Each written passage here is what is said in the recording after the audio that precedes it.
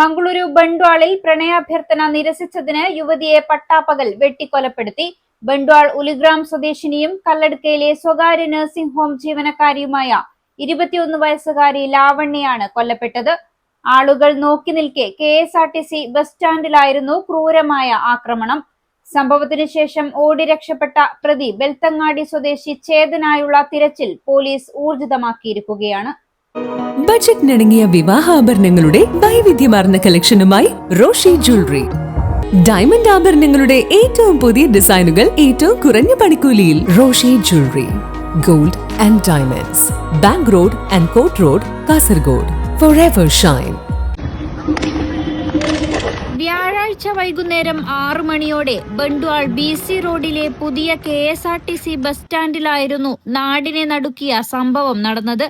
ജോലി കഴിഞ്ഞ് വീട്ടിലേക്ക് മടങ്ങാൻ ബസ് കാത്തുനിൽക്കുകയായിരുന്നു ലാവണ്യ.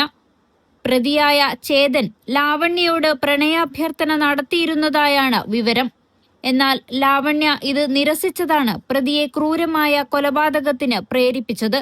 ബാഗിൽ ഒളിപ്പിച്ചു വെച്ച വെട്ടുകത്തിയുമായി ബസ് സ്റ്റാൻഡിലെത്തിയ പ്രതി ലാവണ്യക്കടുത്തേക്ക് നീങ്ങുകയായിരുന്നു. അപകടം തിരിച്ചറിഞ്ഞ യുവതി ഓടി രക്ഷപ്പെടാൻ ശ്രമിച്ചെങ്കിലും പ്രതി പിന്തുടർന്ന് ക്രൂരമായി വെട്ടിവീഴ്ത്തുകയായിരുന്നു. ആക്രമണത്തിന് ശേഷം കത്തി സംഭവസ്ഥലത്ത് ഉപേക്ഷിച്ച് പ്രതി ജനക്കൂട്ടത്തിനിടയിലൂടെ ഓടി രക്ഷപ്പെട്ടു. ഗുരുതരമായി പരിക്കേറ്റ ലാവണ്യയെ ഉടൻ തന്നെ ബണ്ട്വാൾ സർക്കാർ ആശുപത്രിയിൽ എത്തിച്ചെങ്കിലും ജീവൻ രക്ഷിക്കാനായില്ല. നിലവിളി കേട്ട് ആളുകൾ ഓടിക്കൂടിയപ്പോഴേക്കും പ്രതി രക്ഷപ്പെട്ടിരുന്നു.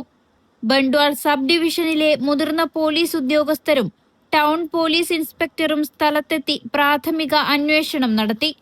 സംഭവത്തിൽ കേസെടുത്ത ബണ്ട്വാൾ ടൗൺ പോലീസ് പ്രതിക്കായുള്ള തിരച്ചിൽ ഊർജിതമാക്കിയിരിക്കുകയാണ്. News 14 live, Kasaragod.